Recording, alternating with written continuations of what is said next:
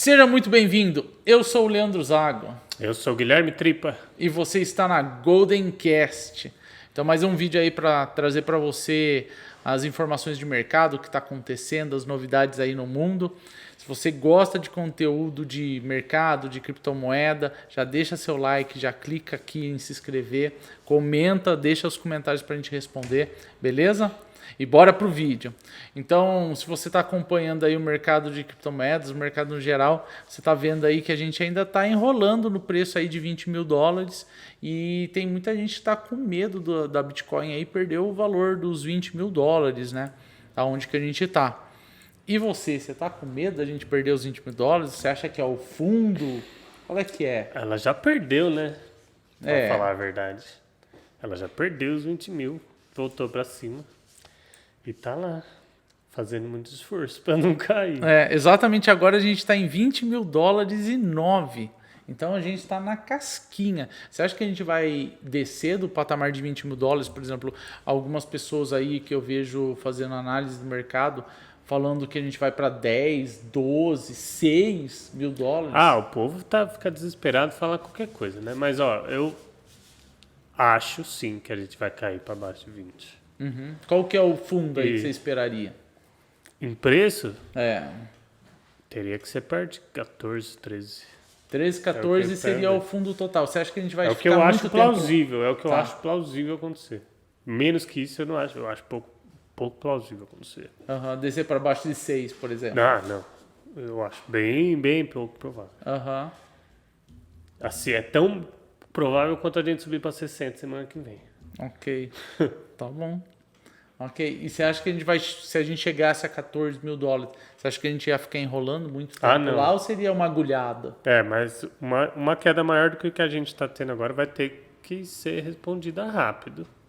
Porque se não for, aí a próxima vez que a gente tiver essa conversa vai ser foda. É verdade, tem que estar preparado. Ela não. E o que poderia causar uma queda para baixo de $20 mil? Porque $20 mil é o último topo histórico, né? De 2017, dezembro de 2017, e geralmente topos históricos que demoram 6 anos aí para a gente tá 6 anos acima perto aí desse patamar. E agora a gente está retestando esse topo. A gente não deveria ir para baixo, né? Ah, cara, não, eu entendo o que você está falando, mas eu acho que Bitcoin é um ativo muito novo para você pegar esse tipo de regra e seguir ela muito friamente. Aham. As coisas são. Ninguém nunca soube o que vai acontecer com isso. Aham. E é difícil você tentar prever com expectativas assim. Mas sim, não deveria acontecer. Não tinha acontecido antes, já aconteceu. Certo. Agora. Eu diria que é mais um cenário macroeconômico, que eu sei que a gente vai falar mais tarde sobre. Certo, Mas é verdade. ele que vai ser responsável em decidir se a gente vai continuar caindo ou não, eu acho. Tá, eu sempre fui autista, eu não imaginava que a gente ia sair dos $30 mil, a gente acabou chegando aí nos $20 mil, que é o target, né, da correção, né, desse processo de baixa, é o target, que é o topo histórico aí de 2019, e você tem que jogar com o que você tem, chuta que esse é o fundo. A gente já está num nível de RSI que é os níveis mais baixos históricos da Bitcoin. A gente nunca teve níveis de força relativa como o que a gente está agora, né? Se você for olhar o gráfico aqui, a gente está no nível mais baixo, nem no Covid, nem na crise aí de 2017, a gente nunca teve nesses níveis. E a gente está na média de 200, que nunca foi passada para baixo do nível da Bitcoin. Então a gente tem a topo histórico, a gente tem o RSI nos níveis mais críticos e a gente tem a média de 200. Então a gente tem muita coisa para ser rompida e para essas regras para serem destruídas. Então eu chuto que esse é o fundo. Mas esse fundo tá o fundo do fundo desde sempre. Mas a gente chegou no... Uma coisa é certa, né? Nós dois acreditamos que Bitcoin é um bom ativo para se Sim, ter. isso é verdade. Então, certamente agora é um bom momento De para você comprar. Exato. Certamente você não deveria comprar todo o dinheiro que você tem. Não é assim que você investe. Não é assim que você... Exato. Se quiser mais dicas de como... Dicas não, mas aprender de fato como investir, já sabe para onde ir, né? Exato, tem que vir para Golden Coin.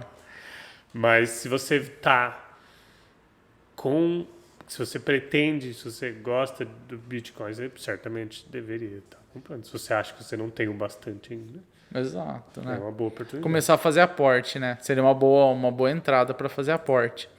Então, para falar mais do cenário aí macro, né, que a gente precisa explicar aí dentro da coisa, hoje o Senado americano convidou o Jerome Powell, né, que é o presidente do Fed, que mexe com as políticas da base monetária americana, né, e ele foi para o Congresso. Você assistiu esse debate, essa entrevista, esse questionário dele? E aí, o que você achou disso? Cara, vamos ver. O que mais uma única frase que ele falou, acho que pelo menos umas 3, 4 vezes, que foi a que me marcou, é que ele disse que vai ser muito difícil, ele disse que é challenge, vai ser um desafio para ele e para o Fed conseguir controlar a inflação sem deixar o país entrar em recessão. Eu ouvi isso. Então, o que isso quer dizer? Que o trabalho dele é difícil? Certamente o trabalho dele é difícil, mas... A recessão tá ali. Não vai depender de muitos problemas. E o que é recessão pro telespectador aí, para você que está assistindo? O que é uma recessão? O que é recessão? Te peguei no pulo agora. Pegou. Vai. Recessão, do jeito que eu entendo, é a supply, ou seja, o que o país produz, não vai ser o bastante para atingir o que o país quer, ou seja, supply e demand. E isso, além de causar a inflação que ele já está causando, isso vai continuar assim, e não vai ter dinheiro disponível para você fazer o que você quer. Isso vai ser a recessão. Você não vai ter, além de ter a inflação que você já está tendo, você vai ter ainda mais dificuldade de ter acesso de fato às coisas, mesmo com o preço mais caro. Então, recessão é muito mais a diminuição do passo do crescimento, ou chegando a crescimentos negativos, porque o país como um todo ele produz uma quantidade de produtos e serviços. Se esse país está produzindo menos produtos e oferecendo menos serviços, ele encolheu. E aí esse encolhimento da produção ou dos serviços a gente chama de recessão. Recessão vem com desemprego, que é porque você está produzindo menos coisas, então tem menos pessoas trabalhando na produção. Se você está oferecendo menos serviço, tem menos pessoas trabalhando na produção. E aí você começa a ter um desemprego em massa. E aí o Fed, ele tem isso é bem bizarro, porque o Fed ele tem a missão de manter o mercado de trabalho num bom momento e a estabilidade na moeda, né? Então, ter emprego e estabilidade na moeda é por definição, o trabalho do Fed. Só que se você tiver uma recessão, você não vai ter um mercado de trabalho ou um número de pessoas empregadas alto. Você vai ter um desemprego em massa. E desemprego em massa a gente sabe o que acontece, né? Uma das outras coisas que ele falou lá é sobre empregos e salário mesmo, que o mercado estadunidense agora está bem em empregos.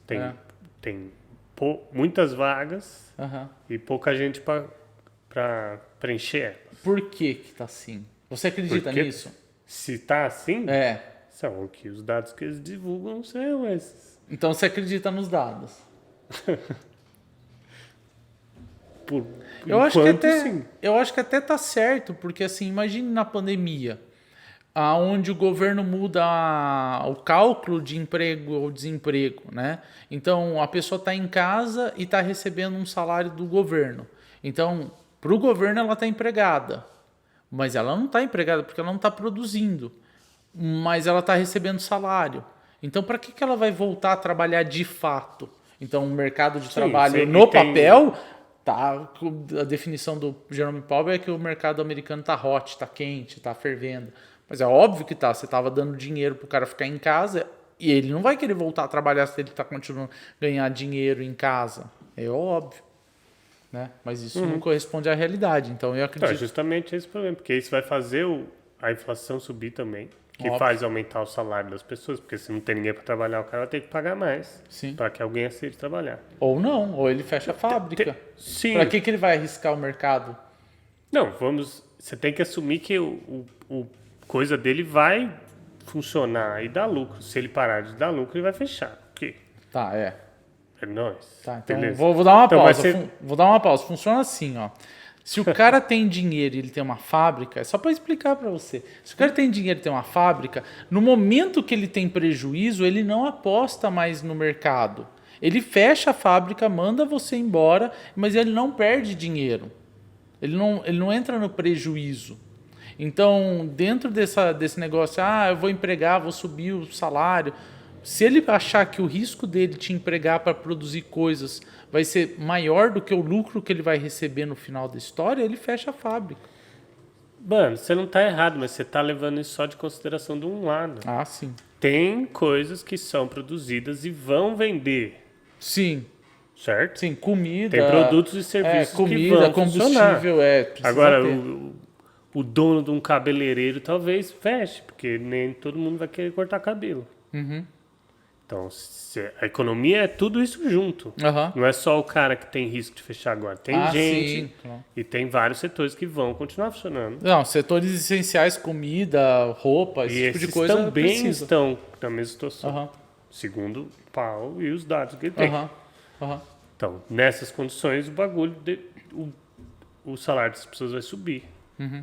E esse é um problema para o que o Fed está fazendo, porque se o salário subir, o cara vai gastar mais e pagar mais, a inflação vai continuar a subir para sempre. Uhum. Então, o que ele diz que ele quer é baixar o nível de Consumo. emprego das pessoas. É. Sim, ele também quer baixar o consumo, mas isso é mais pesado, que ele falou. Porque ele precisa que as pessoas ganhem menos para que ela tenha menos para gastar Menos e poder menos de para compra. consumir. Então é bem legal esse jogo de palavras que a gente tem dentro da política, você que não está acostumado, né? E aí você liga a sua televisão e vê o político falando, você não entende claramente o que ele está tentando passar. Então quando ele fala assim, a gente deveria diminuir o consumo, diminuir a demanda, o que ele está falando é que você deveria ter menos dinheiro para poder comprar menos coisa. Ele está falando para você que ele acha que você deveria ser mais pobre. Só que ele não vai poder salvar a economia. para poder salvar a economia. E quem quer salvar a economia? Salvar a própria pele. Então, é bizarro você ver como que as pessoas são enganadas ou não são instruídas quando ele fala assim, a gente deveria diminuir a demanda. Aí todo mundo tá tudo certo. Só que se ele fosse na TV e falasse assim, a gente gostaria que você fosse mais pobre. Pô, aí vira um caos, o cara é demitido na hora. Mas é a mesma coisa Eu que ele acho que tá a gente falando. tem que diminuir o salário de todo mundo. Vamos diminuir o salário de ser todo legal. mundo, o país inteiro. Pô, acabou. Você vê uma guerra, você vê os caras saindo na rua. Mas se ele fala assim, não, nós precisamos diminuir a demanda. É a mesma coisa. Muito bom. O que mais Muito você bizarro. viu de bom ele falando lá? Então, eu vi umas senadoras, na primeira vez que ele fez a entrevista, o comunicado da elevação da taxa de juros do Fed, né? Eu gostei do discurso dele, mas era um discurso óbvio, preparado, as perguntas que foram feitas lá na hora era preparado. Então, eu gostei do discurso, foi muito bem feito. O trabalho dos marqueteiros lá foi bem bacana.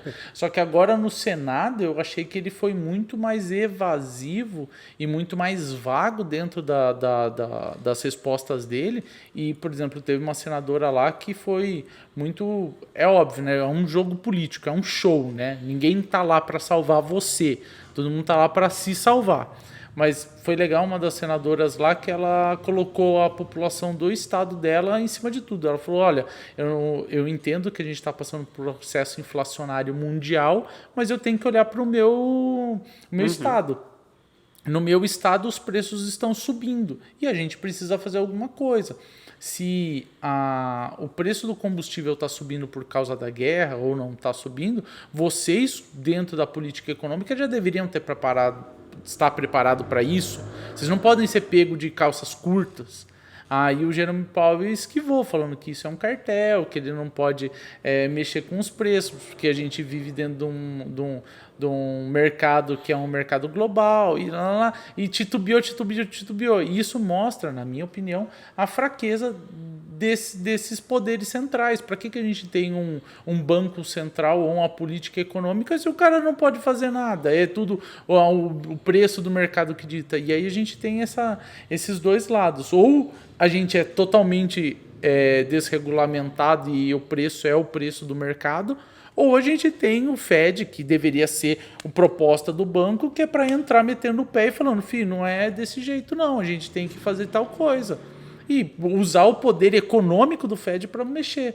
Só que quando você vê que ele deveria usar, ele se esquiva para o lado. Então eu fiquei... Mas como você espera que o Fed faça o quê para diminuir o preço da gasolina? Mas, por exemplo, eu vou usar a Petrobras aqui como exemplo, né? A gente tem uma empresa que domina o mercado brasileiro de combustíveis e dita o preço, certo? Ela não necessariamente precisaria praticar o preço de mercado. Ah, mas isso é comunismo. Não, a gente está fazendo propostas. Você praticar o preço de mercado para fora do país e praticar o preço de produção com o lucro para a empresa rodar dentro do país. Pronto. Mas ela muitas vezes vende petróleo sem lucro. Não, sim. Então ela faz isso que você está falando. Sim, é que o Brasil não produz o petróleo que consome, né? Mas eu estou falando no produz caso uma americano. quantidade No caso razoável. americano, os Estados Unidos conseguem produzir petróleo muito mais barato do que ele vende no posto, porque ele tem muito mais reserva, tem muito mais exploração, ele tem o petróleo para refinar e coisa e tal. Ele poderia usar o petróleo que ele tem e vender para o mercado interno dentro de um preço que é o preço de produção, para manter a economia rodando, e o excedente ele exportar, só o excedente exportar, isso por lei. Isso tem a ver com o Fed?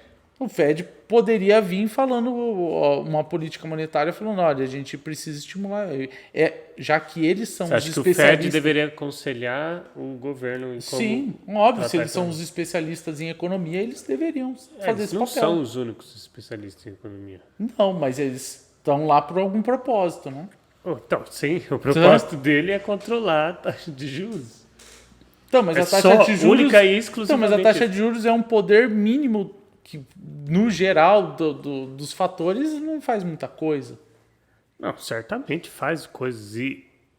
Mas é esse o poder do Banco Central. Lá. No poder do Banco Central não é fazer leis ou sugerir Não, sim, nem elas. deveria. Então, Mas eles poderiam opinar. Eu acho. eu acho que talvez se ele tivesse lá como economista, como um convidado economista, talvez ele fizesse isso. Agora, Mas será que não ele é esse o faria? papel dele lá. Será que ele colocaria o emprego dele em jogo falando que a administração Biden é uma administração ruim? Provavelmente não, porque ele depende politicamente de gente lá dentro. Exato. Então a gente está falando O que... Powell é um indivíduo que depende e tem relações com coisas políticas. Agora ele, como presidente do Fed... Então como é que a gente tem um Respondeu o que ele banco precisava. independente, um banco central independente, se ele é político? Porque você não consegue impedir as pessoas de serem afiliadas politicamente. Não, então, mas você entende que... Você assume que ele não vai tomar decisões segundo a afiliação política dele. Mas ele vai. Não necessariamente. Você assume que não. Ah, ok, mas isso no mundo hipotético, né?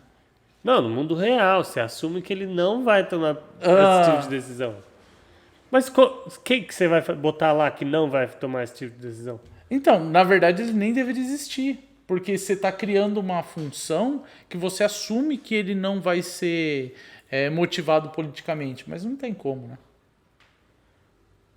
Eu acredito nisso. Eu acho que não deveria existir bancos centrais. Não faz Esse é o sentido. único Não faz sentido. entidade que é afetada politicamente que não deveria existir. Não, qualquer cargo que você assume que ele não deveria ser político, mas ele, no final das contas, não deveria existir. Ou transforma num cargo político de uma vez. Eletivo. Sei lá. Seria melhor. Você votar no presidente do Banco Central. Vota nesse cara. E aí a gente volta no Tiririca. Então, pelo menos o problema é seu. Você estragar o país, a ideia foi sua. Né? Faz sentido. Bota o Tiririca lá, a gente manda ver. Né? E para passar aí, a gente, se você está acompanhando, hoje a gente teve mais uma excursão militar aí de Taiwan. A China invadiu, né, o espaço aéreo de Taiwan com mais 29 aeronaves, sendo 6 bombardeios, né?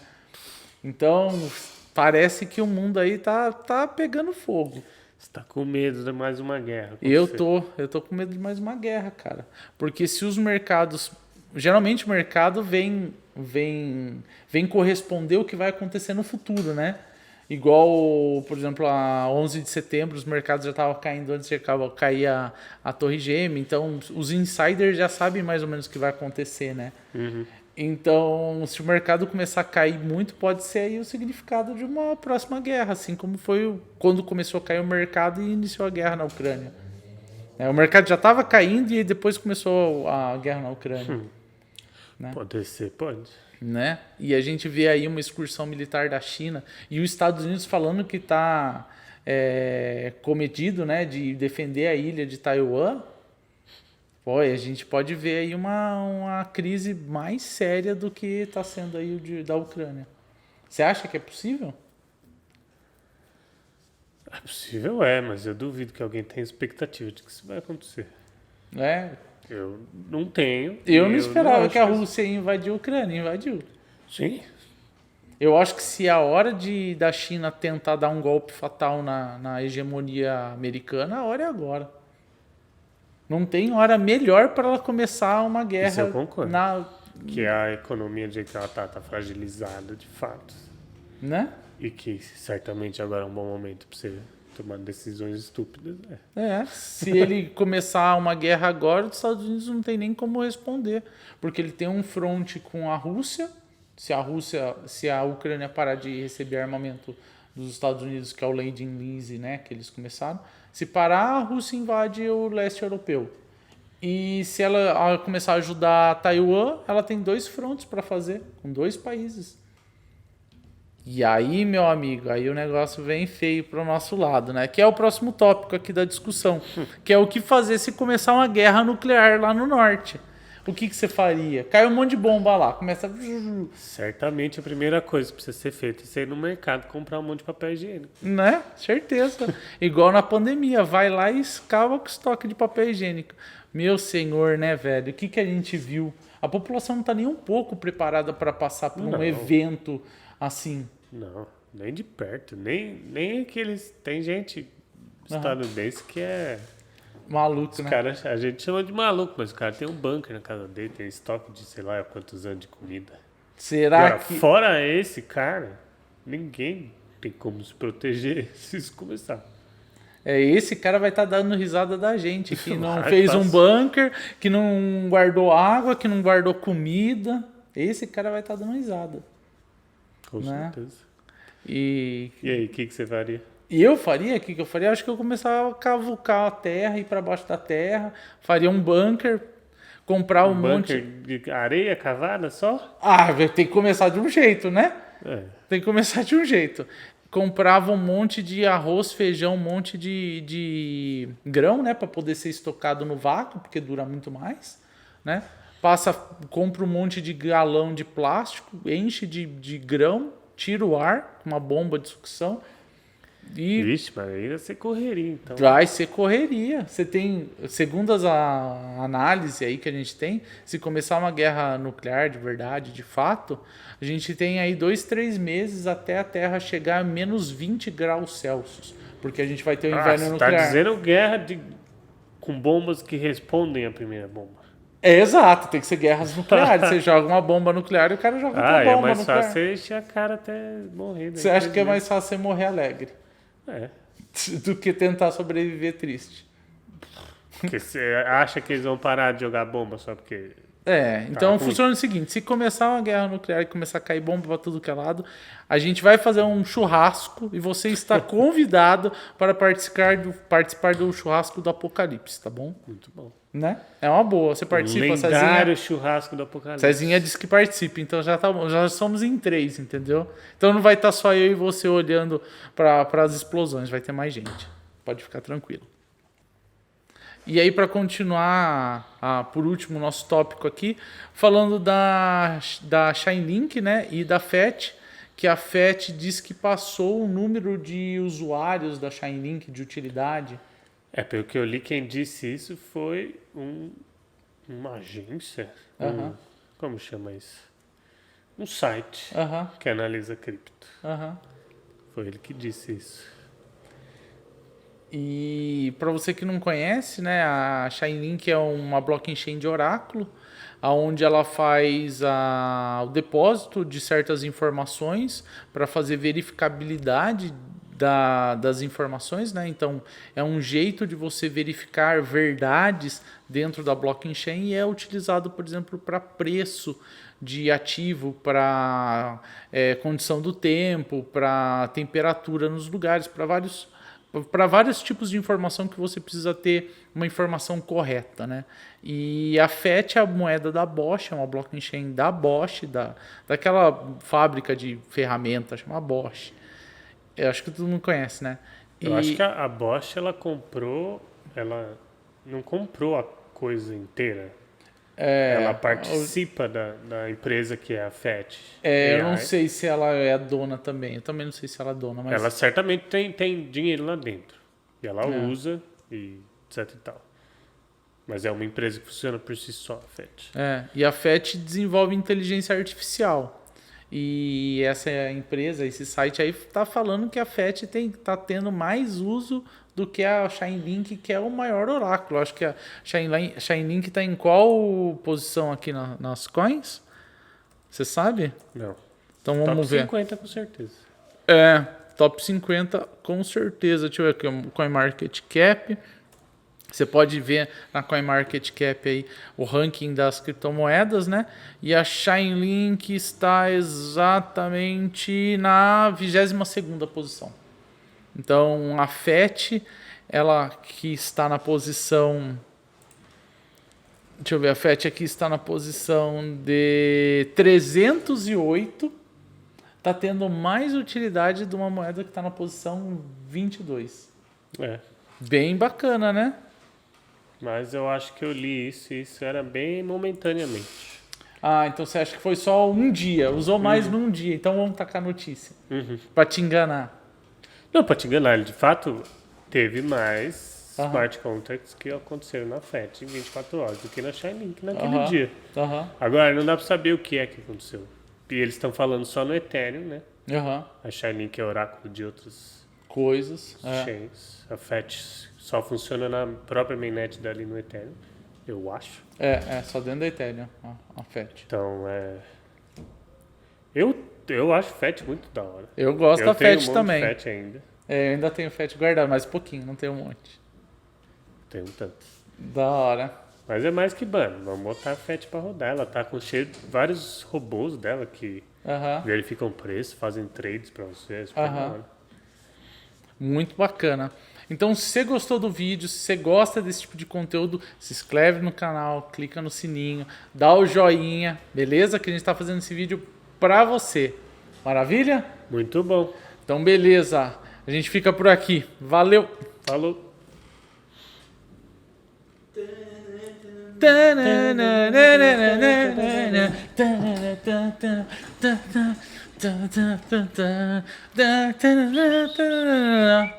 Yeah! É isso aí, mano.